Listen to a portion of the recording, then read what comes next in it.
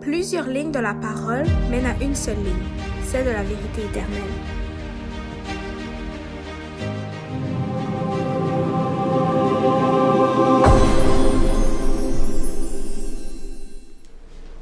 Donc bonjour à tous et à chacun. Donc aujourd'hui nous allons parler de l'enlèvement secret, donc la vérité sur l'enlèvement secret. Donc c'était en fait une question qu'on m'a été posée, là, savoir là, si je pouvais discuter de ce sujet-là, parler. Donc en tant que, on pourrait dire, messager, ok, donc ouvrier de Dieu. Donc c'est mon devoir de pouvoir justement permettre de révéler ce que la Bible nous dit à ce sujet. De pouvoir en fait révéler la vérité, en fait, révéler ce que la Bible nous dit. Donc aujourd'hui, on va voir la vérité sur l'enlèvement secret. Quand je dis la vérité, bien sûr, c'est pas que l'enlèvement secret est vrai, mais qu'est-ce qui est caché derrière cette doctrine. Okay? Donc on va explorer, oui, bien sûr, cette doctrine, voir ce qu'elle dit face à la Bible. Mais on va voir bien sûr, vu que c'est une fausse doctrine, je vous ai donné un peu l'élément de réponse, on va voir surtout son origine. D'où est-ce qu'elle vient? Quel était son but, en fait, de création? Okay? Tout comme la Trinité avait un but, tout comme l'immortalité de l'âme avait un but, en fait, l'enlèvement secret a un but bien précis aussi, et au fur et à mesure qu'on va avancer, vous allez découvrir quel était son but, en fait, de création. Nous ne pourrons pas voir profondément ce que la Bible nous dit à ce sujet aussi, parce que ça prendrait beaucoup de temps, mais je vais explorer chaque facette principale de cette doctrine face à ce que la Bible nous dit, pour nous permettre au moins de démontrer par des versets bibliques ce qu'elle nous dit en fait. Et en fait, une des choses peut-être que vous savez aussi, puisque je le dis souvent, l'histoire c'est quelque chose que j'adore, que j'aime beaucoup. Et l'histoire, en fait, nous révèle la vérité. Surtout quand quelque chose est faux, en fait. Donc, si quelque chose a une origine, puis que l'origine ne vient pas de la Bible, c'est que c'est faux. On peut dire ça comme ça. Et on l'explorait, en fait, avec plusieurs choses. On l'explorait avec Lévitique 11, on l'explorait avec la Trinité. On va peut-être bientôt l'explorer avec l'immortalité de l'âme. Je suis en préparation de sujets pour créer une série justement sur le Concile de Nicée, donc préparer toute l'histoire de ce Concile de Nicée, voir ce qu'elle nous révèle au sujet de ces fausses doctrines-là. Et aujourd'hui, on va parler de l'enlèvement secret, donc avec un texte qui est très accrocheur, qui nous révèle justement la vérité, qui est Apocalypse 1, verset 7, qui nous dit « Voici, il vient sur les nuées, et tout œil le verra, ceux mêmes qui l'ont percé, et toutes les tribus de la terre se frapperont la poitrine devant lui. Oui, Amen. » Donc, nous allons prier avant d'entamer ce sujet important. Notre Père qui est aux cieux, j'aimerais te remercier, Seigneur, de nous permettre aujourd'hui d'être réunis, de pouvoir surtout partager ce sujet, Seigneur, avec des frères et des sœurs qui, en fait, veulent avoir une réponse à cette question, qui est aujourd'hui une doctrine très répandue au sein non seulement du mouvement évangélique, mais du christianisme en général. Et voir, Seigneur, quel est le but de cette doctrine. Nous révéler réellement la vérité pour que nous ne puissions pas être détournés de la foi véritable de ta parole, Seigneur. Que nous puissions fixer les yeux sur ta vérité et surtout sur les prophéties, Seigneur, qui sont en train de se compléter, Seigneur, et qui sont tellement importantes, Seigneur, puisque ces prophéties nous demandent de nous préparer davantage pour recevoir ton Fils Jésus-Christ. Que tu puisses donc bénir chacun d'entre nous, Seigneur, et c'est ma prière au nom de ton Fils Jésus-Christ. Amen. Donc aujourd'hui, vraiment, ce sermon, c'est une étude que j'ai préparée. Ça m'a pris beaucoup de temps. OK? Ça m'a pris sur un temps qui n'est pas fixe. Ça m'a pris 2 semaines. C'est sûr que ça m'a pris pas 2 semaines de 24 heures, mais ça m'a pris 2 semaines de préparer parce que j'ai des choses à faire aussi, bien sûr. Et c'était dû au fait aussi beaucoup à des recherches pour comprendre déjà davantage ce que cette doctrine nous disait, mais aussi de préparer des graphiques. Des graphiques qui sont pourtant simples, mais qui doivent beaucoup de recherche pour vraiment bien mettre en place tout ce qui est dit. Donc, j'aimerais vous montrer un tableau, okay, pour qu'on puisse avoir une conception déjà graphique, visuelle de ce qu'ils croient à propos de l'enlèvement secret. Sur Wikipédia et même au sein du christianisme, on donne un nom, même au sein du monde scientifique, on donne un nom à tout ce qui a une théorie, une doctrine, peu importe. Et donc, vu qu'il y a plusieurs doctrines rendues à ce sujet-là, okay, de la tribulation, qu'on appelle, on appelle ça ici, cette doctrine de l'enlèvement secret, la pré-tribulationniste. Okay, ou la pré-tribulationnisme. Okay, le mouvement pré-tribulationnisme, c'est le mouvement de ceux qui croient que Jésus va enlever l'Église avant les 7 ans de tribulation.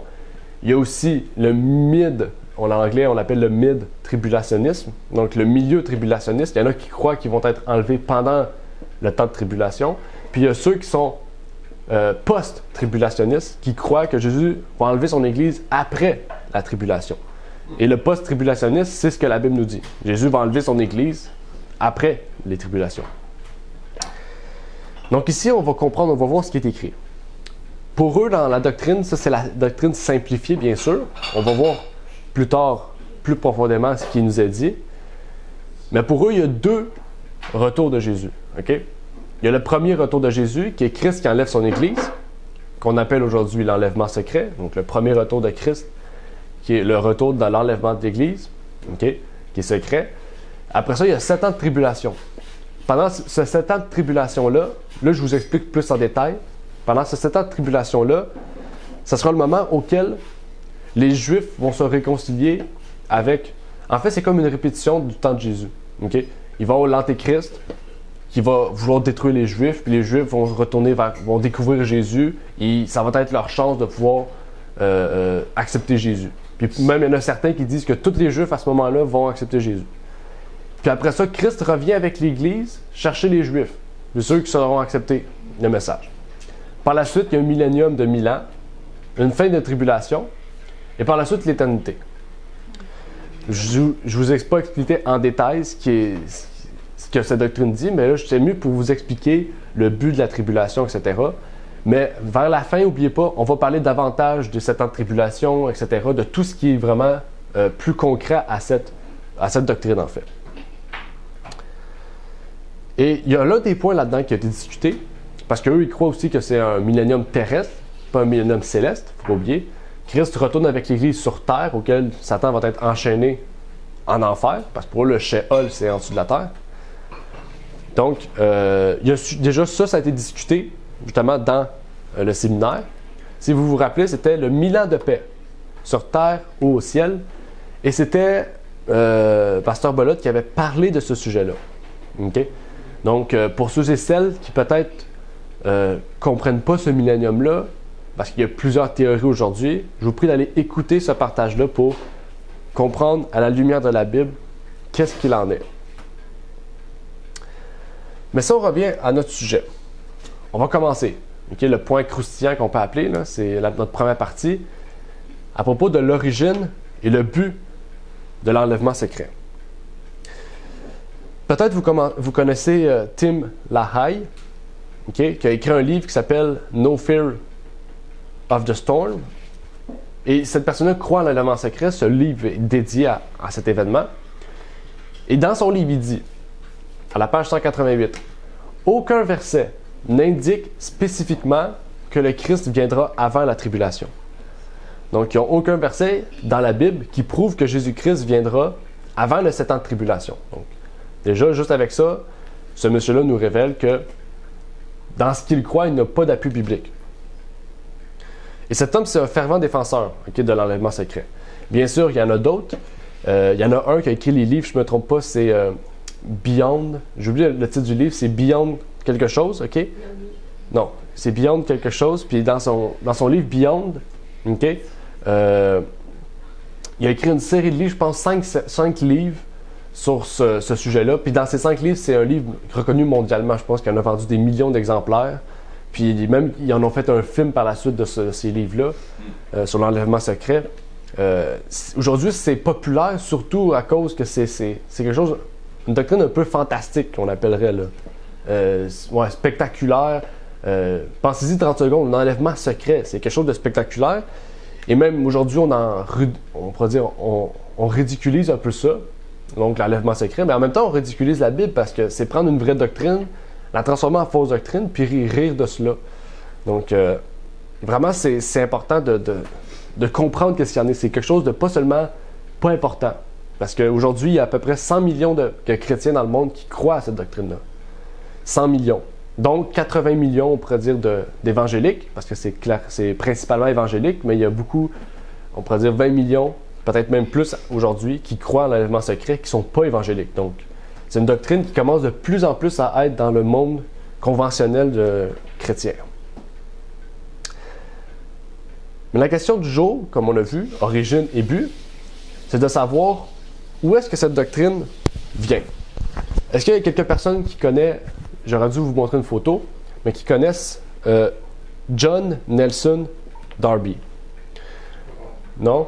John Nelson Darby, pour ceux qui le connaissent, c'est un théologien très réputé au cours du 19e siècle. Okay? Donc, je pense que c'est même un peu de temps ou un peu après 1844, donc déjà un moment important.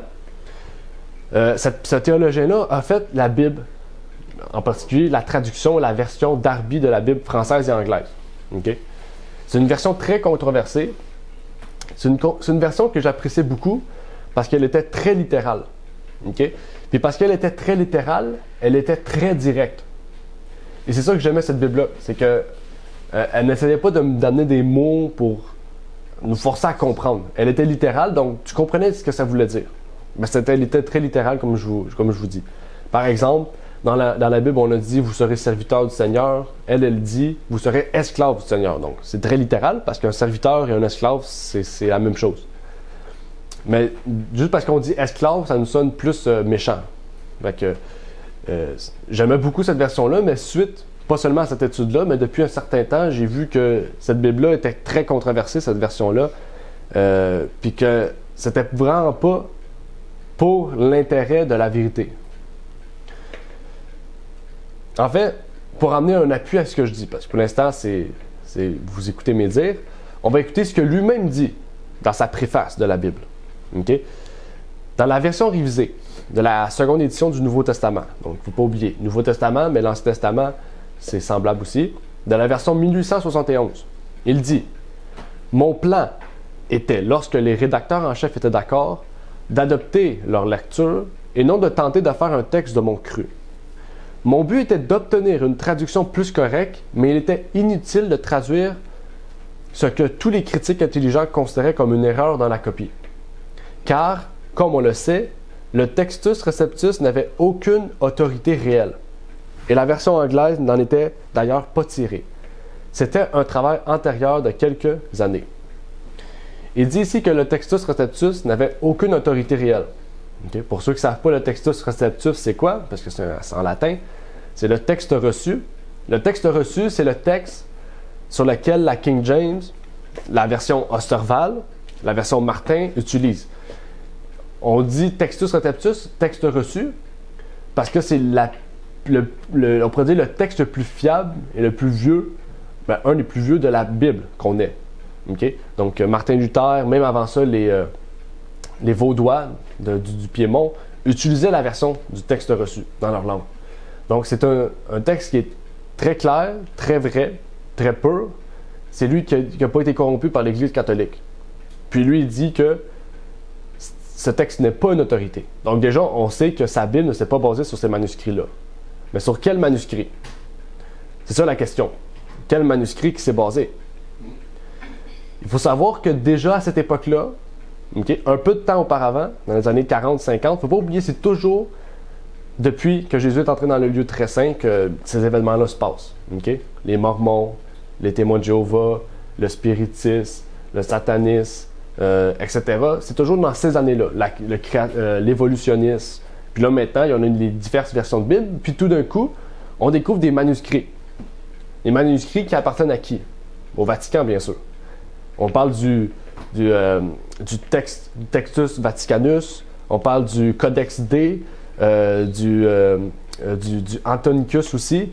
Tous ces textes qui ont été découverts en 1840, 1850, 60. Puis ces textes-là, l'Église catholique leur dit que c'est des textes qui sont plus vieux encore que le texte reçu. Puis ce monsieur-là, ben, il croit le Vatican. Il croit que ces textes sont vraiment plus vieux que le Textus Receptus. Pourtant, ils ont été découverts des centaines d'années plus tard que le texte reçu. Puis c'est sur ces manuscrits-là qu'il a décidé de traduire sa Bible. En fait, c'est la première Bible protestante qui a été traduite à partir de textes qui n'étaient pas, on pourrait dire, qui n'étaient pas le plus près de l'original. C'était même plus éloigné. Okay? Par la suite, bien sûr, vous connaissez, dans les années 80, il y a eu la version Louis II, qui a été, aujourd'hui qu'on connaît de la seconde 1910, okay? qui a été écrite à l'origine en 1888. Mais toutes ces versions-là, par la suite, ont toutes été rattachées au même texte, au texte de l'Église catholique, ou du Vatican qu'on devrait dire, parce qu'ils sont au Vatican. Mais pourtant, son but principal, en fait, ne voulait pas seulement de toucher la Bible, de traduire de la Bible à partir de textes qui n'étaient pas originaux, ou qui n'étaient pas fidèles, on pourrait plus dire. Il disait un peu plus loin. J'ai toujours indiqué le Textus Receptus dans la marge lorsqu'on s'en écarte. Donc, quand il y a un problème qui n'est pas du texte fiable, il l'écrit. Donc, il est gentil, il écrit quand il ment. Mais il dit plus loin. Sauf dans l'Apocalypse. Sauf dans l'Apocalypse, qu'Érasme a traduit d'après un manuscrit pauvre et imparfait.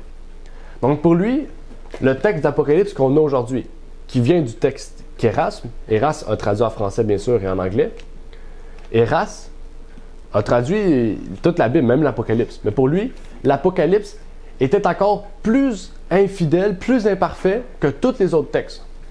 On devrait encore plus se poser de questions maintenant. Darby n'avait pas seulement comme but de changer les textes originaux bibliques, le Textus Receptus, donc de détruire la King James, mais il avait pour but principal de changer les prophéties bibliques, changer l'interprétation des prophéties bibliques. Ici, on parle du monde protestant. On pourrait dire que c'est une première dans le monde protestant. Pourquoi dans le monde protestant? L'original, en fait, de la doctrine de pré-tribulation n'était pas entré auparavant dans le protestantisme. Et par ce Darby, qui croyait à cela, okay, et par sa version de Bible, il a amené aujourd'hui 100 millions de personnes à croire ce qu'il croit. Et même par la suite de sa mort, ils ont commencé à former le darbisme, qu'on appelle aujourd'hui. Le darbisme, qui est une sous-branche du dispensationalisme, qui est plus proche encore de la doctrine eschatologique, qu'on appelle le futurisme. Eschatologique, c'est l'étude des prophéties. Le mot eschatologique, ça veut dire étude des prophéties. Puis on va le voir dans quelques instants, mais l'étude des prophéties se trouve en 4 branches principales. Il y a 4 interprétations, 4 familles d'interprétations, dont le futurisme, qu'on va parler bientôt, et que ce monsieur croyait. Le futurisme, justement, c'est qu'est-ce qui a amené à l'enlèvement secret. Mais ça, comme je vous dis là, peut-être c'est un peu, vous ne comprenez pas, du charabia. Dans quelques instants, on va tout mettre au clair, vous allez comprendre. Parce que, qu'est-ce que Darby disait était déjà présent auparavant, mais pas dans le monde protestant. C'est ça qu'il faut comprendre. Si c'était dans le monde autre que protestant, c'est qu'il y avait un but précis. Et on va le voir dans quelques instants. Le darbisme, comme que je vous ai dit, c'est un mouvement. Okay? C'est des églises qui croient à ce que Darby croyait, des prophéties, etc., qui ont formé un mouvement qui s'appelle le darbisme. Okay? Qui est un mouvement, c'est comme un sous-mouvement d'un mouvement plus large. Okay? Aujourd'hui, beaucoup d'évangéliques croient au darbisme, à la théologie darbiste, et ça vient de la c'est un mot compliqué, dispensationalisme. Okay? Dispensationalisme, c'est qu'est-ce que croient tous les évangéliques, et dans les évangéliques, encore une fois, il y a 2 branches de théologie, dont l'une qui est le darbisme, qui devient de plus en plus populaire, comme on a dit, 80 millions, et une autre branche que je n'ai pas vraiment étudiée parce que c'était pas dans le sujet du jour. Mais sa théologie se résume comme suit. Darbisme et dispensationalisme sur la pré-tribulation. L'enlèvement secret de l'Église aurait lieu avant la tribulation. Il n'est pas nécessaire de comprendre les 18 derniers chapitres de l'Apocalypse. C'est ça son idée, il ne faut pas oublier. Il n'est pas nécessaire de comprendre les 18 derniers chapitres de l'Apocalypse car l'Église ne sera pas là lors de son accomplissement. Lorsque l'Église disparaîtra, la tribulation de ce temps commencera. Donc pour eux, le premier chapitre est important, le deuxième chapitre est important, le troisième chapitre est important et le quatrième chapitre est important. Ce qui est bizarre, 18 plus 4 fait 22, donc il y a 22 chapitres dans l'Apocalypse. Et comme je vous dis, c'est bizarre parce que le cinquième chapitre est relié au quatrième chapitre. Donc pour eux, seulement l'étude des 7 églises de l'Apocalypse sont importantes. Pourquoi? Bonne question. Encore une fois, ce n'était pas dans le sujet du jour, donc je n'ai pas pris le temps d'étudier cette idée-là. Mais juste déjà de croire que les 18 derniers chapitres de l'Apocalypse sont pas importants parce qu'on ne sera plus présent sur Terre, en fait, c'est dire que la Bible nous a donné des choses qui n'étaient pas nécessaires pour nous. C'est pire que de dire que le livre de l'Apocalypse est scellé encore. Parce qu'il y a des protestants qui croient ça. Parce qu'au moins, eux, ils ne lisent pas du tout l'Apocalypse. Mais ces gens-là lisent une partie de l'Apocalypse tout en se disant que le reste est inutile parce qu'on ne sera plus présent. Donc, regardez ce que John Darby a amené comme idée. Il ne faut pas étudier le reste de l'Apocalypse. Et si on n'étudie pas le reste de l'Apocalypse, c'est qui qu'on enlève de notre tête? L'idée que la papauté est la bête. En fait, John Darby venait justement détruire la doctrine principale de la post-tribulation, que les protestants, mais surtout les apôtres croyaient, à savoir que Jésus-Christ viendra à la fin des tribulations, à la fin d'Apocalypse 16. En fait, John Darby a amené la théologie du futurisme dans le monde protestant. Et on va voir quel était le but précis. Encore une fois, on n'a pas vu. On a vu l'origine, et même encore l'origine dans le monde protestant, mais on aura à voir l'origine dans le monde catholique. Et malgré sa présence auparavant de ce John Darby, il a généralisé cette eschatologie, l'étude de la fin du monde satanique dans le monde protestant. Comme je vous ai dit tout à l'heure, il y a 4 grandes familles eschatologiques, 4 grandes familles d'études eschatologiques. Okay? Il y en a une que je n'ai pas pris le temps de parler parce qu'elle est strictement réservée à l'Église catholique, à un temps précis de l'histoire. C'était au Moyen Âge. Okay? Au Moyen Âge, cette eschatologie était très populaire, mais aujourd'hui, on n'en parle plus, en fait. Okay? Donc, c'est pour ça que je résume ça à 3 familles, parce que c'est 3 familles qui sont persistantes aujourd'hui. Et n'oubliez pas, il y en a une, bien sûr, qui est vraie sur les 3. J'ai mis en rouge les 3 qu'il faut prendre compte. On appelle l'eschatologie historiciste, à savoir celle qui nous parle de prophéties qui vont de l'auteur jusqu'au retour du Christ. Par exemple, Daniel, quand il parle de Babylone, sous lequel l'auteur est. L'auteur vit sous Babylone, donc du moment de l'auteur jusqu'au retour du Christ. Toutes les prophéties vont être centrées sur ce sujet-là. Quand vous lisez Daniel, on parle du retour de Jésus, on parle du moment quand l'auteur était présent. Donc, ça semble logique. Dans l'Apocalypse, c'est la même chose. On commence, quand on lit les églises, okay, on étudie l'église de 1 à 3, les 7 églises. Les 7 églises nous amènent de quoi? Du moment de l'apôtre Jean jusqu'au retour de Jésus-Christ. Donc, l'eschatologie historiciste, c'est une histoire, c'est l'étude des prophéties en lien avec l'histoire. L'histoire passée, l'histoire présente, mais l'histoire future. Et ça, c'est la vraie eschatologie, l'étude biblique, la vraie étude biblique. Parce que ça nous apporte à étudier l'histoire pour nous mettre ça en lien avec la Bible. Il y a l'eschatologie prétériste. En fait, l'eschatologie prétériste, tout est passé depuis les apôtres. Pour eux, la bête, c'est... j'oublie son nom. C'est un roi, un empereur romain. C'est Néron. L'empereur Néron, c'est la bête pour les prétéristes. Et ça a été créé par un jésuite qui s'appelle Luis de Alcalá, okay? Un espagnol. Par la suite, il y a l'eschatologie futuriste qui dit que tout est futur. On le voit dans ceux qui croient à la pré-tribulation. L'Antichrist, c'est un homme qui va apparaître dans un temps futur, qui va venir comme Jésus sur terre à Jérusalem. Ça, c'est futur. Pour eux, tout est futur. Jésus va revenir dans le futur. Toutes les prophéties sont futures. Donc, il y a une partie de prophéties qui ne s'accompliront jamais sous nous, en fait. Et ça, encore une fois, je ne vous l'ai pas marqué, parce que c'est ça qu'on va étudier, parce que ceux qui croient à l'enlèvement secret, c'est des gens qui croient à l'eschatologie futuriste. Et je ne vous ai pas dit de quelle origine c'était, mais peut-être vous avez une idée si vous avez lu le prétériste un peu plus haut.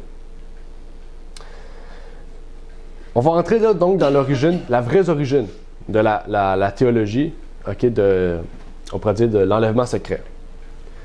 En 1590, il y avait une montée majeure d'un mouvement important, et surtout d'une pensée qui allait détruire l'Église catholique, qu'on appelle le protestantisme.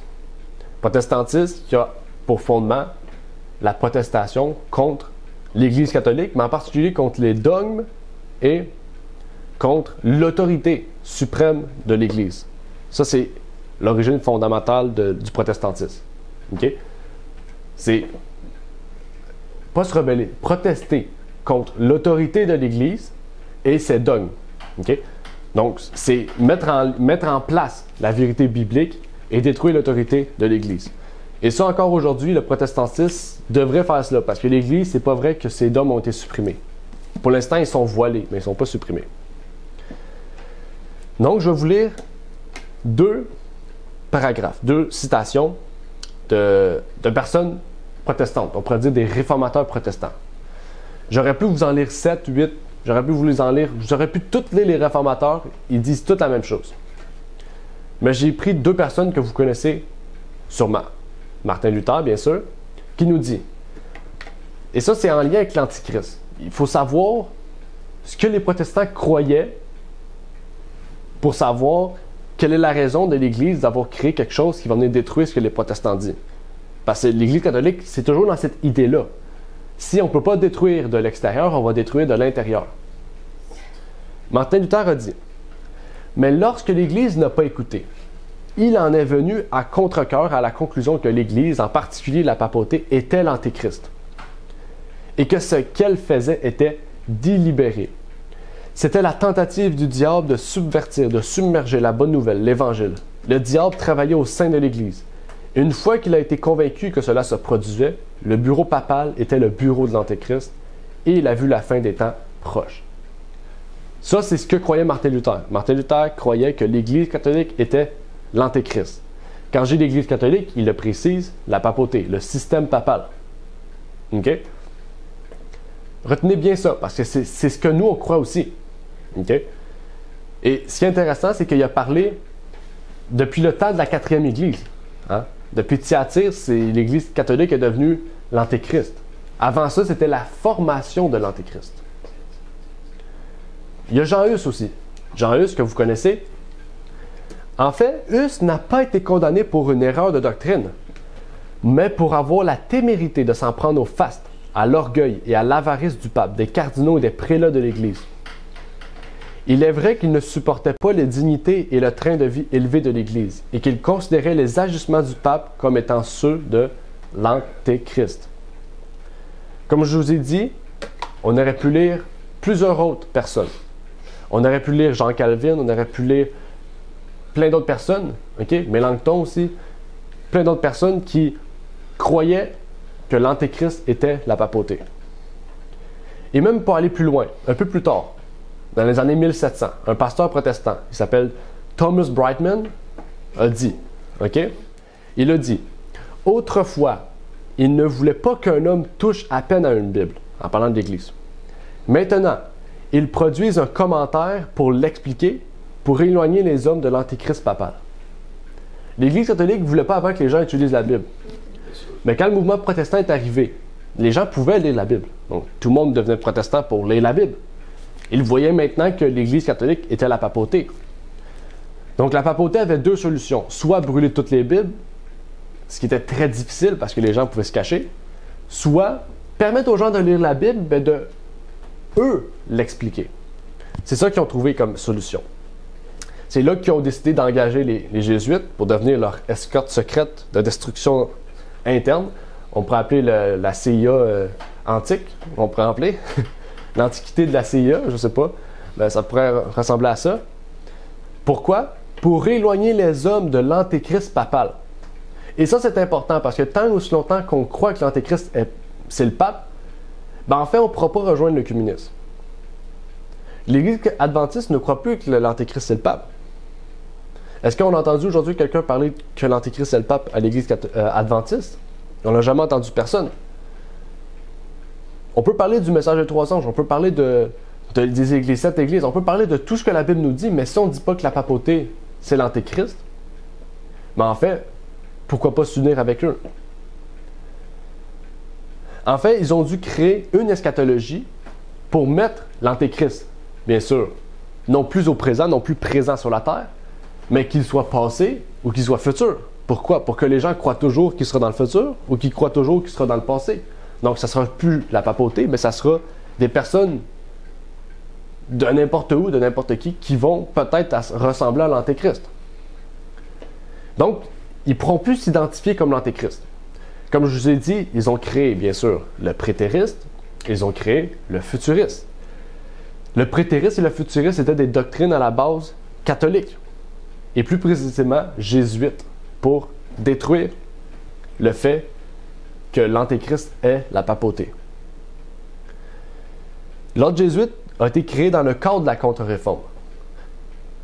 C'est devenu aujourd'hui un des branches de l'Église la plus grande, la plus importante, la plus aussi controversée. Et c'est vraiment, on pourrait dire, c'est un ordre catholique satanique.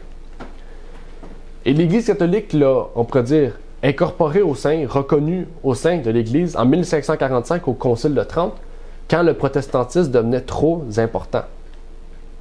Quelque temps après, ils ont commencé à utiliser les jésuites pour incorporer des eschatologies qui ne seraient plus bibliques, qui viendraient détruire l'idée que l'antéchrist est la papauté. Et donc, c'est pour ça que vous avez vu les photos tout à l'heure de Francisco Ribera, qui est un jésuite.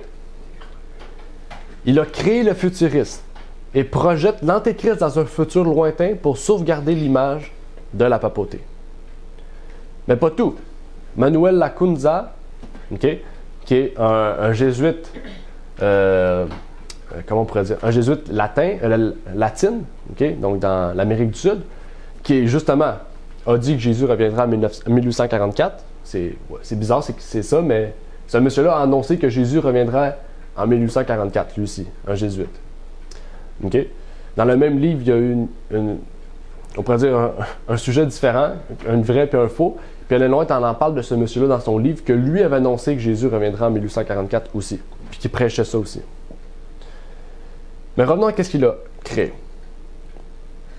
On nous dit ici, c'est un prêtre jésuite, sous le pseudonyme juif de Juan Josaphat ben Ezra, a écrit un ouvrage apocalyptique intitulé La venida del Messias en gloria y majestad, la majesté du Messie en gloire et en majesté. Et lui a inventé l'enlèvement.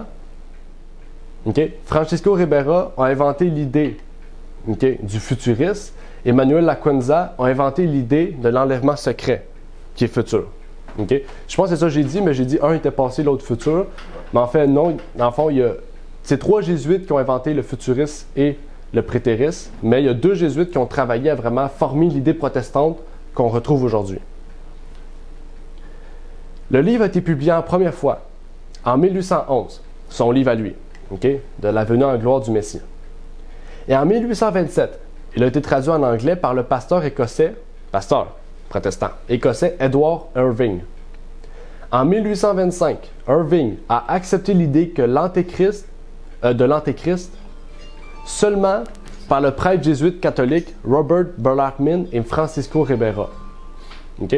Donc, à cause de 2 prêtres jésuites, il a accepté l'enlèvement secret. Il en a même traduit le livre à l'origine de cette doctrine-là et il l'a emmené donc dans le monde protestant. Et Edward Irving, c'est un pasteur protestant très reconnu dans le monde protestant. Mais c'est pas tout. Aujourd'hui, au cours des années 1970, la croyance en l'enlèvement est devenue populaire dans des cercles plus larges que de l'époque. en raison des livres, par exemple, de Hall Lindsey, notamment de Late Great Planet Earth, qui seraient vendus entre 15 et 35 millions d'exemplaires, et même du film Un voleur dans la nuit, qui parle de l'enlèvement secret. En 1995, la doctrine de l'enlèvement secret pré-tribulation a été popularisée par la série de livres Left Behind, laissé derrière, de Tim LaHaye, comme on a lu tout à l'heure, qui a affirmé que l'enlèvement secret n'avait aucun texte biblique, qui s'est vendu à des dizaines de millions d'exemplaires et a fait l'objet de plusieurs films et de 4 jeux vidéo de stratégie en jeu en temps réel. Juste pour vous dire à quel point cette propagande, c'est une propagande, cette fausse doctrine est devenue large. Et comme nous l'avons vu, ce même monsieur qui l'a rendu si populaire n'a aucun texte biblique pour prouver son point. Ce pasteur. Ça nous amène à nous poser les questions suivantes. Qu'en est-il de la Bible? Qu'est-ce que la Bible nous dit à ce sujet? Nous n'avons pas parlé directement de ce que cette doctrine disait. On a vu vraiment l'origine, le but. On a vu que le but principal était de détruire l'Antéchrist, l'idée que l'Antéchrist est la papauté. Mais là, on va entrer dans le vif du sujet, dans ce que la Bible nous dit et surtout ce que cette doctrine affirme. Sans texte biblique, bien sûr. Hein. Il n'y a jamais de texte. On va revenir à l'image numéro 1. Il y a un enlèvement secret avant les 7 ans de tribulation.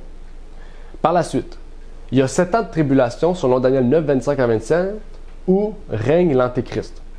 Okay? C'est pour ça qu'il y a beaucoup de films. C'est pour ça qu'il y a beaucoup de films aujourd'hui qu'on dit. Il y a des films qui ont sorti, j'ai oublié le nom, mais il y a des émissions Netflix qui sortent et c'est une personne qui est l'Antéchrist qui vient sur Terre, qui se prend pour Jésus et tout. On essaie de trouver Jésus, est-ce qu'il va être juif, est-ce qu'il va être arabe, etc. Ça, c'est tout à cause du pré-tribulationnisme. La dernière chose qui nous affirme, c'est un retour public de l'Église avec le Christ pour régner sur Terre pendant 1000 ans. Mais la Bible nous dit, dans Ésaïe 8, verset 20, à la loi et au témoignage. Et si le peuple ne parle pas ainsi, point d'horreur pour le peuple. À la loi et au témoignage. Si on ne parle pas ainsi, le peuple va perdre toute source de but, en fait. Toute source de vérité. Notre première question, pour comprendre cette doctrine. L'enlèvement sera-t-il secret? Nous avons vu aujourd'hui que cette théorie disait à ce sujet. On a vu beaucoup de choses à ce sujet. Mais la Bible nous dit dans Apocalypse 1, verset 7, le texte que nous avons lu tout à l'heure. « Voici, il vient sur les nuées, et tout œil le verra, ceux mêmes qui l'ont percé, et toutes les tribus de la terre se frapperont la poitrine devant lui. » Oui, Amen. Mais la Bible nous dit aussi, dans Matthieu 24, verset 27, verset 30 et verset 31, et on a en référence aussi Apocalypse 6, 1 Corinthiens 15 et Psaume 50, « Car comme l'éclair sort de l'Orient et se fait voir jusqu'à l'Occident, il en sera aussi de même de l'avènement du Fils de l'homme. Alors le signe du Fils de l'homme paraîtra dans le ciel. Alors aussi toutes les tribus de la terre se lamenteront en se frappant la poitrine, et elles verront le Fils de l'homme venant sur les nuées du ciel, avec une grande puissance et une grande gloire. Il enverra ses anges avec un grand éclat de trompette, et ils rassembleront 16 élus des 4 vents depuis un bout des cieux jusqu'à l'autre bout. » Le texte nous dit ici que les méchants seront présents, les impies seront présents, mais que aussi ces élus seront présents. Donc, les biens, les bons, les justes, comme les impies, les méchants, seront présents au moment où Jésus reviendra. Et c'est pas écrit ici que les élus seront au ciel, parce que ça dit ici, il va les rassembler, donc ils ne sont pas au ciel, ils sont sur terre, éparpillés. Jésus va revenir bel et bien sur terre, publiquement, universellement, pour rassembler ses élus et devant aussi les impies. Et affirmer que la seconde venue du Christ pour rassembler ses saints sera secrète, au vu des textes qu'on vient de lire et au vu du texte de tout à l'heure qui affirmait que le monsieur avait aucune preuve, le pasteur aucune preuve de ce qu'il affirmait, en fait, c'est revenir à nier la Bible en tant que parole de Dieu. Un autre point. Le Christ reviendra-t-il en 2 phases? Comme on a vu, une secrète, une publique pour établir le millénium. Les dispensationalistes enseignent que les deux étapes distinctes de la venue du Christ sont indiquées en grec. On va les voir. Ils soutiennent qu'il y aura d'abord l'enlèvement, qu'on appelle la parousie. Souvent, ils utilisent ça. La parousie, c'est l'enlèvement secret. Puis, il y a 7 ans plus tard, et ensuite, la révélation, qu'on appelle l'Apocalypsis, qui est sa venue en puissance et en gloire. Pour eux, ils font la distinction, pas seulement du mot, parce que oui, il y a une distinction dans le mot, mais ils font une distinction dans l'événement, à savoir l'enlèvement, la parousie, et la révélation, l'Apocalypsis. Mais en fait, au lieu d'enseigner deux événements distincts, les termes grecs sont utilisés de manière interchangeable dans la Bible. Ils ne donnent aucune indication sur un intervalle de 7 ans. Quelle preuve on a de cela? Par exemple, Paul utilise le mot parousie dans le célèbre chapitre sur l'enlèvement de 1 Thessaloniciens 4, en parlant de la venue de notre Seigneur et de notre rassemblement auprès de lui. Mais il poursuit ensuite en montrant que cette parousie détruira l'homme du péché. Il nous dit, en parlant de l'Antéchrist, dans 2 Thessaloniciens 2, verset 8, que le Seigneur et qu'il anéantira par l'éclat de son avènement, parousie. Ces textes, en particulier ce texte, décrit clairement la venue, la parousie du Christ comme elle a lieu après le règne de l'homme du péché. Donc, s'il décrit la parousie après le règne de l'Antéchrist, c'est que l'Antéchrist vient avant. En fait, Jésus ne peut pas venir une première fois en parlant de la parousie si l'Antéchrist vient après, avant. Vous comprenez ce que je veux dire? OK? Donc, déjà, on a un texte ici qui nous prouve que la parousie se fait après la venue de l'Antéchrist. Donc, déjà, leur théorie est fausse. Mais on ne peut pas appuyer notre point avec un seul texte. On va en lire d'autres. Il y a un autre mot grec qu'on vient de dire, qui est révélation ou apocalypsis. Ce terme est utilisé d'une manière qui indique qu'il ne s'agit pas d'une venue distincte du moment où les croyants sont rassemblés. La preuve, Pierre nous dit dans 1 Pierre 1, verset 13, « C'est pourquoi, ayant ceint les reins de votre entendement et étant sobre, attendez avec une parfaite espérance la grâce qui vous sera apportée à la manifestation, apocalypsis, de Jésus-Christ. » La question ici que je me pose, pourquoi les chrétiens seraient-ils exhortés à continuer d'espérer jusqu'à la fin du monde la grâce apportée par la révélation du Christ si leur véritable espoir n'est pas à la manifestation du Christ puisqu'ils sont déjà avec le Christ? D'après eux, la parousie, c'est justement le moment où ils sont enlevés. 7 ans auparavant. On voit qu'il y a quelque chose qui ne marche pas. OK? La Bible nous dit d'espérer quelque chose auquel je ne serai pas présent, parce que je serai déjà avec Jésus-Christ. Ils font la distinction de parousie et manifestation, et pourquoi? Et pourtant, la parousie et la manifestation, la révélation et la manifestation sont le même événement. C'est un mot qui sont interchangeables en fait, qui ne veut pas dire directement la même chose, mais qui sont reliés directement au même événement. Mais ce n'est pas tout. On parle aussi des 7 temps de tribulation, les 7 ans de tribulation. D'où est-ce que ça vient cette idée? Qu'est-ce que c'est cette idée-là? En fait, il n'y a pas un seul texte biblique qui lie les 7 ans à la fin du monde ou à la venue du Christ. Vous pouvez vous enlever cette idée-là. Il n'y a pas, j'ai pas dit qu'il n'y a pas de 7 ans. J'ai dit qu'il n'y a pas de 7 ans qui sont reliés à la fin du monde ou à la venue du Christ. Donc, ça veut dire qu'il peut y avoir bel et bien 7 ans, c'est ce qu'on va voir, mais qui n'ont aucun lien avec nous, dans un futur. La plupart des ouvrages sur l'enlèvement mentionnent aucun texte, aucune preuve, aucune explication. Ils citent un seul texte qui est tiré de son contexte. Voici une photo qui récapitule leur théorie. Leur seul texte se trouve dans Daniel 9, les 70 semaines de Daniel. Ils divisent cette prophétie en 2 parties. 69 semaines, comme la Bible nous le dit. Un décret, qui n'est pas la bonne date, mais un décret pareil. Pourquoi ce n'est pas la bonne date? Parce qu'il ne se fie pas au bon décret. Pour eux, c'est le 4e décret. C'est le 3e décret. Puis il l'amène jusqu'au moment où Christ entre en gloire au ciel. Puis il divise cette dernière semaine à l'âge de l'Église. À la venue du Christ, une semaine qui est divisée en deux, en une semaine et demie et une semaine et demie, auquel, bien sûr, ils vont l'Antéchrist, etc., etc. Des millions de personnes ont supposé que cette période était si bien documentée qu'aucune preuve n'était nécessaire. Et ça, c'est comme l'Église catholique. Ils n'ont pas besoin de preuves pour amener qu'un point. Ils ont seulement besoin de l'autorité de l'Église. En fait, c'est le contraire qui est vrai. En fait, il n'y a tellement pas de preuves qu'on ne peut, en fait, aller fouiller dans la Bible pour amener des preuves. La plupart des étudiants de la Bible sont stupéfaits d'apprendre que ceux de cette théorie tentent de justifier leurs 7 ans en sortant une prophétie de Daniel complètement de son contexte. Et comme on vient de le dire, un texte hors de son contexte n'a plus, en fait, de prétexte. Okay? On fait un prétexte d'un texte qui est sorti de son contexte. Okay? Donc, un texte sorti de son contexte est un prétexte. Okay? Pour dire une théorie, dire tout ce que vous voulez. C'est facile. C'est facile de prendre un texte, de sortir de son contexte, puis d'en dire ce que moi je pense. Mais si on le remet dans son contexte, il ne veut clairement pas dire la même chose. Et c'est ça qu'on va voir.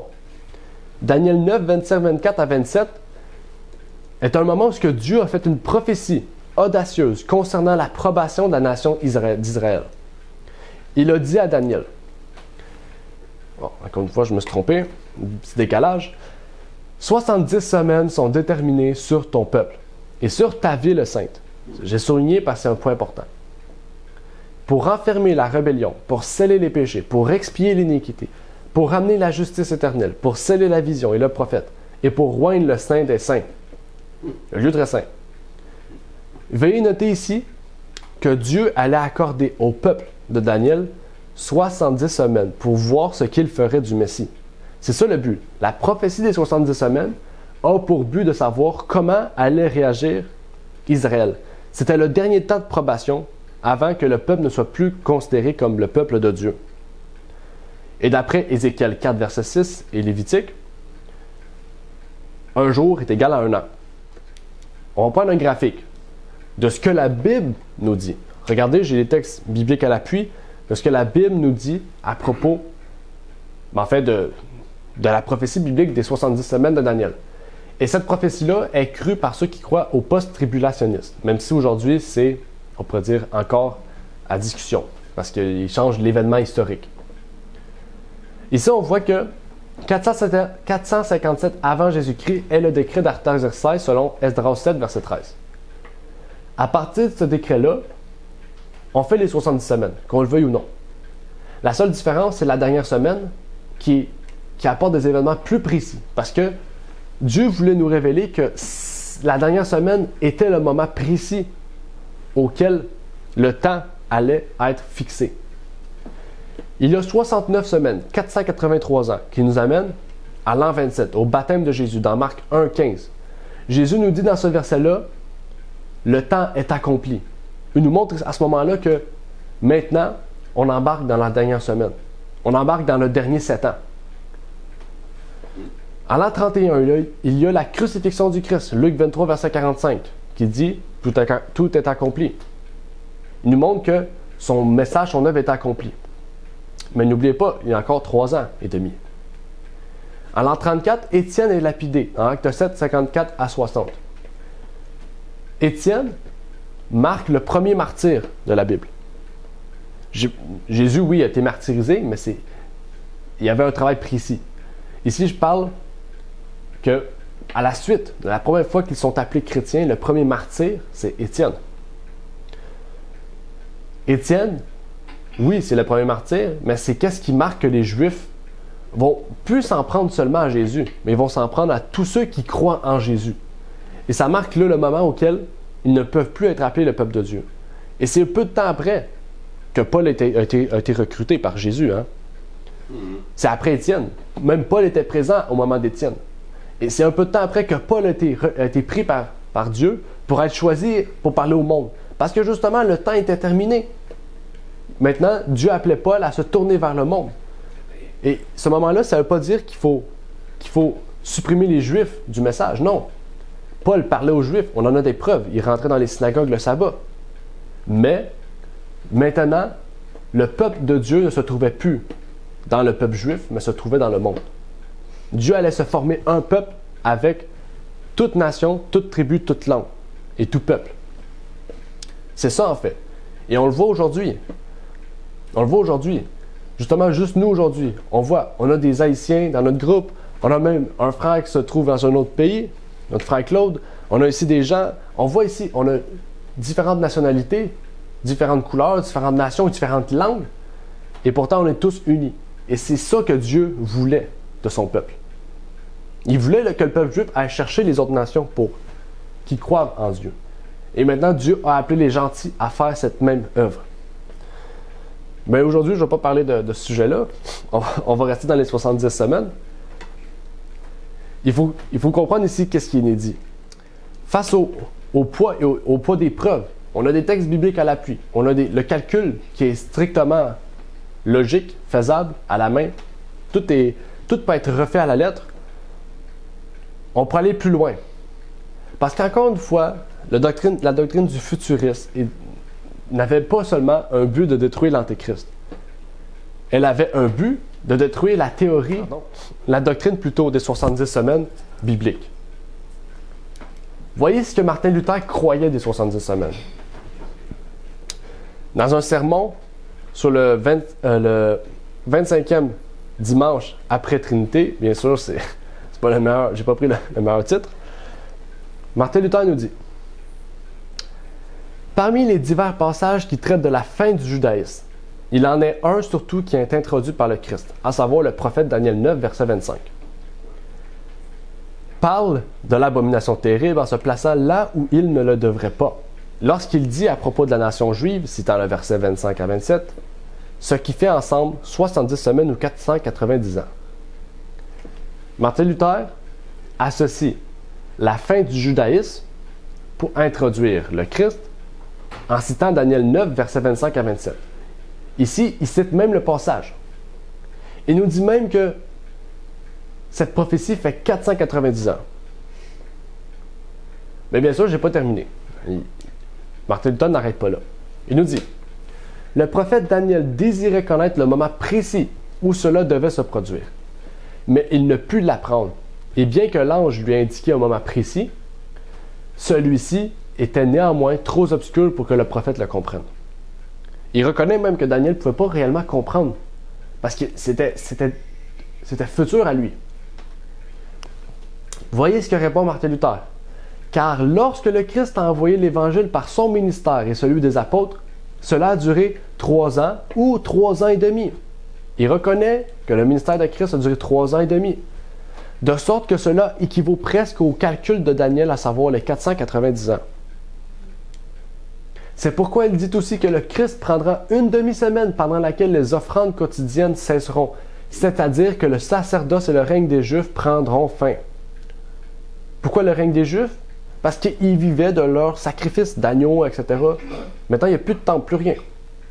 Ça dit, tout cela s'est passé pendant les 3 ans et demi où le Christ a prêché.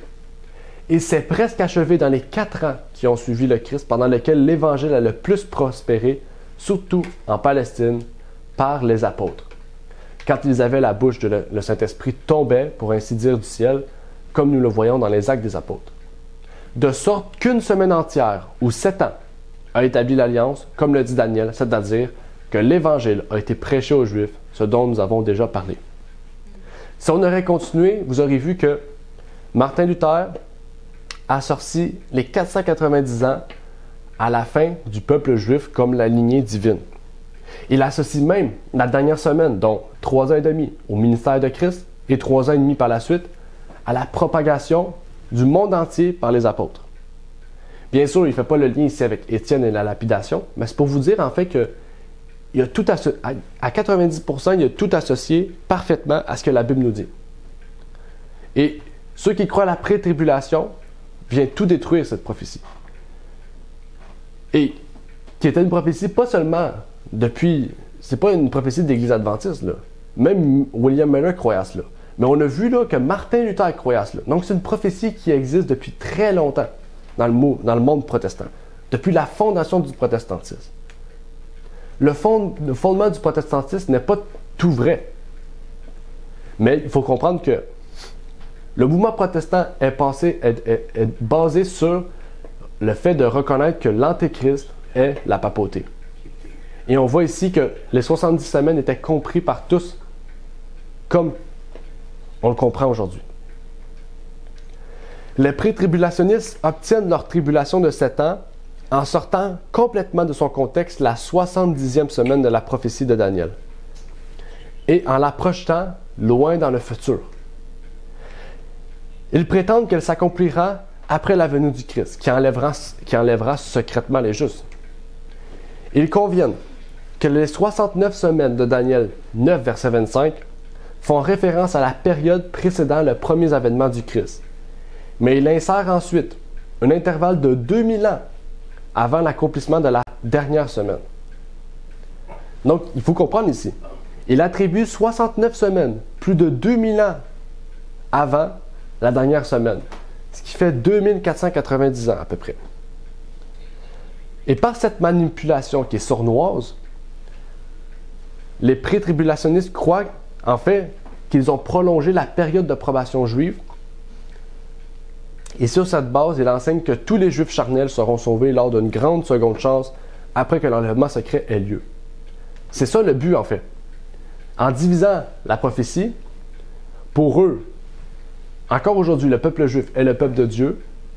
Et encore aujourd'hui, ils croient que tous les Juifs seront sauvés, donc dans la dernière semaine, parce qu'ils ont compris le fait que la dernière semaine est la semaine de la probation juive. Mais pour eux, ils n'étaient pas d'accord que c'était passé. Ils devaient la rallonger, la rendre future. Donc, ils ont divisé en deux pour aujourd'hui créer même une autre doctrine, à savoir le sionisme chrétien. Le sionisme chrétien, c'est croire que le peuple juif est le peuple encore aujourd'hui, le peuple élu de Dieu et que toutes les prophéties sont centrées sur Jérusalem. Apocalypse et Daniel. Beaucoup de personnes croient au sionisme chrétien encore aujourd'hui. En fait, la tragédie de la théorie de l'enlèvement est qu'elle prend ces magnifiques versets de Daniel 9, 24 à 27, qui prédisent la première venue du Christ, son baptême et sa crucifixion, pour les appliquer à un antéchrist futur. Et à un peuple juif qui est aujourd'hui, à 70%, pas juif, on pourrait dire. On pourrait dire de chair. Mais, en parlant de l'antéchrist, quand l'antéchrist apparaîtra-t-il?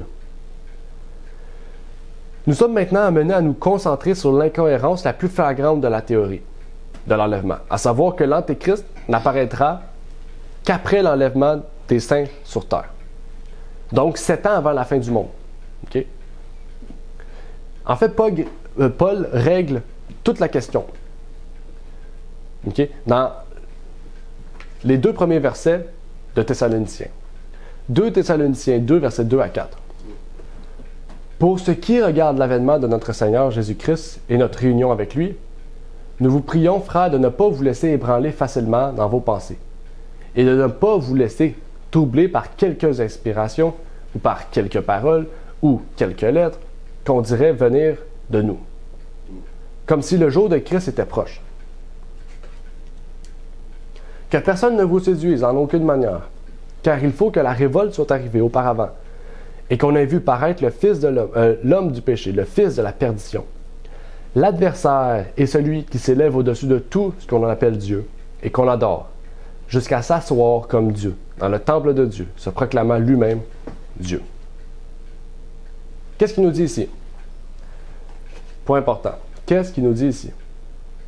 Pour ce qui regarde de l'avènement de notre Seigneur Jésus-Christ, on a vu le terme avènement, il faut quoi?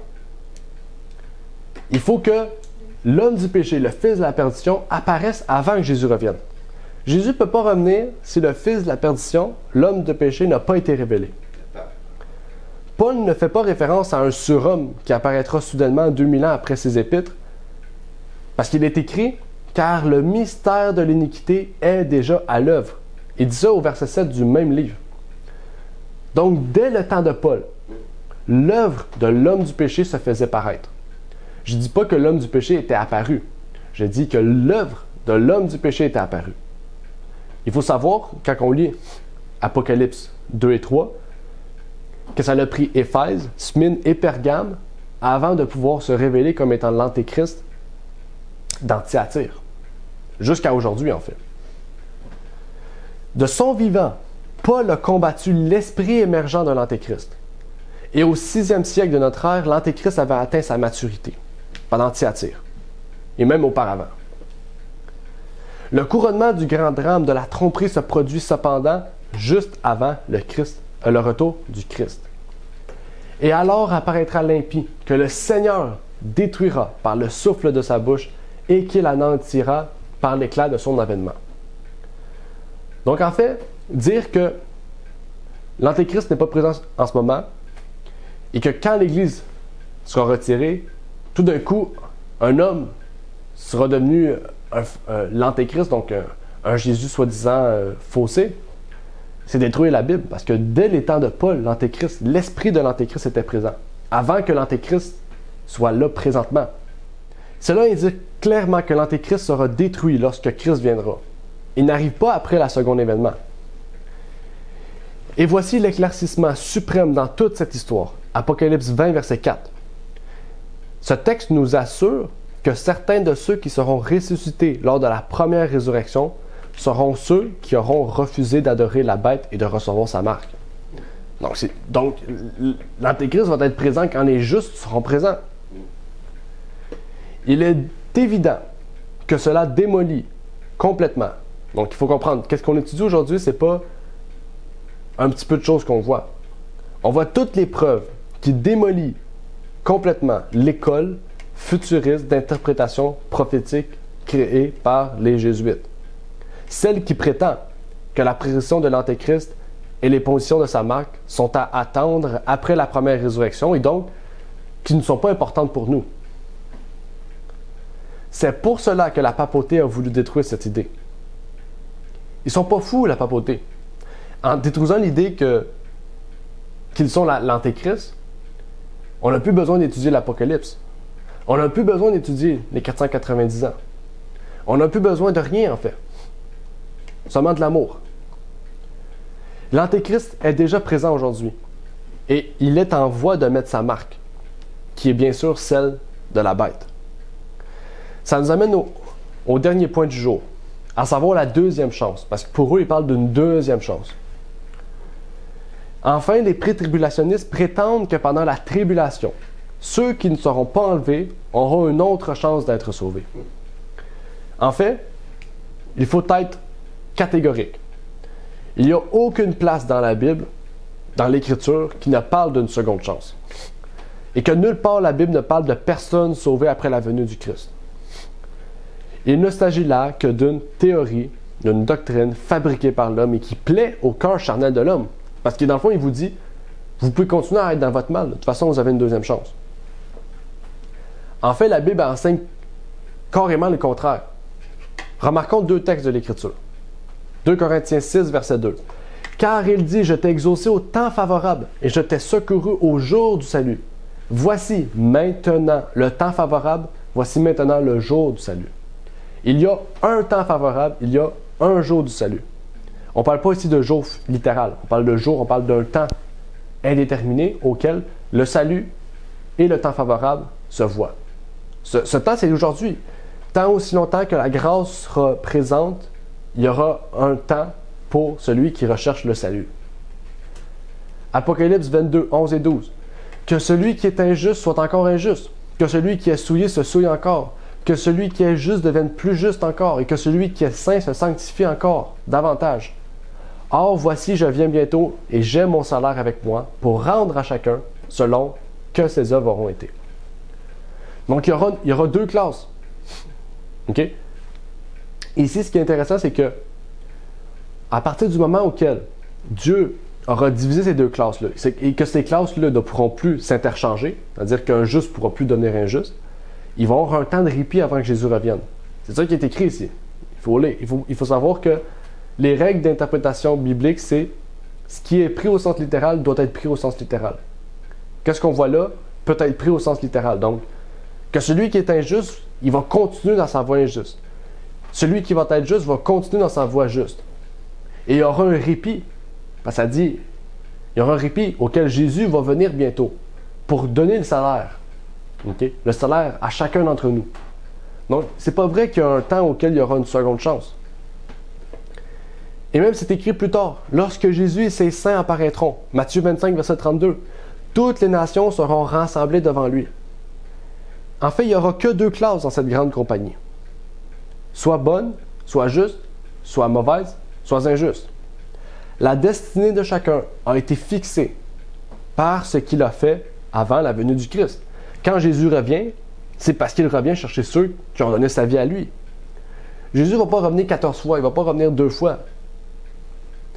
Jésus, je pense qu'il a donné assez de temps. Il va encore en donner en ce moment. Pour ceux et celles qui recherchent le salut. Pour ceux et celles qui recherchent la vie éternelle. Dieu nous invite aujourd'hui à tenir ferme la seule parole de Dieu et de rejeter toutes les idées fabriquées par l'homme, qui plaisent à l'homme et qui constituent l'essentiel de toute la théorie de l'enlèvement secret. Comme nous l'avons remarqué, la Bible enseigne clairement que Jésus-Christ viendra une seconde fois dans une majesté glorieuse pour ramener ses rachetés avec lui. Il ne va pas s'agir d'un événement impersonnel, un enlèvement secret au détriment de tout le monde. Non, non, ce sera un événement personnel, un événement visible, un événement bouleversant, un événement universel dont tous les vivants auront connaissance. Et même ceux qui sont morts, ça le dit, Apocalypse 1, ceux qui auront persécuté Christ ressusciteront pour le voir en gloire. Les justes seront enlevés à la rencontre du Seigneur dans les airs, 1 Thessaloniciens 4, verset 17, tandis que les méchants seront tués par l'éclat de sa venue, 2 Thessaloniciens 2, verset 8. Aujourd'hui, Dieu nous invite à étudier attentivement nos Bibles, afin de ne pas être trompés sur cet espoir. Cet espoir le plus important, mais surtout le plus merveilleux, à savoir le second retour de Jésus-Christ, auquel il va nous permettre d'avoir la vie éternelle. Que Dieu vous bénisse. Je vais terminer par une courte prière avant de laisser place au chant final. Notre Père qui est aux cieux, j'aimerais te remercier, Seigneur, pour ce partage que tu nous as permis de voir, Seigneur. Tu nous révèles ta vérité. Tu nous révèles, Seigneur, que ta parole est juste, ta parole est fidèle. Et que l'homme, Seigneur, est infidèle, est injuste, est trompeur, est prêt à tout, Seigneur, pour plaire à lui-même, pour plaire à son ego, Seigneur. Puisses-tu donc bénir tous ceux et celles qui auront écouté ce partage, qui croient à cette doctrine, Seigneur, qui ne puissent pas prendre cette menace, Seigneur. Parce qu'aujourd'hui, nous ne menaçons pas l'homme, nous menaçons ce que l'homme a à dire, Seigneur, qui vient contredire ce que ta parole nous a affirmé. Que tu puisses révéler à tout homme, Seigneur, à toutes ceux et celles qui sont sincères, qui croient à ces doctrines, ou qui avaient besoin, Seigneur, de comprendre davantage ta parole, de voir que dans ce partage, ta parole, que l'histoire nous révèle la vérité, Seigneur. Que tu puisses tous nous bénir, nous ressourcer, nous permettre que par ton esprit, ce message puisse les convaincre, Seigneur, que ta parole est juste, elle est fidèle, elle est sûre, elle est véritable. C'est ma prière au nom de ton Fils Jésus-Christ. Amen. Merci d'avoir écouté cette vidéo. Pour plus de contenu, abonnez-vous sur notre site Internet. Il est également possible pour vous de nous suivre sur notre page Facebook et de nous contacter par email.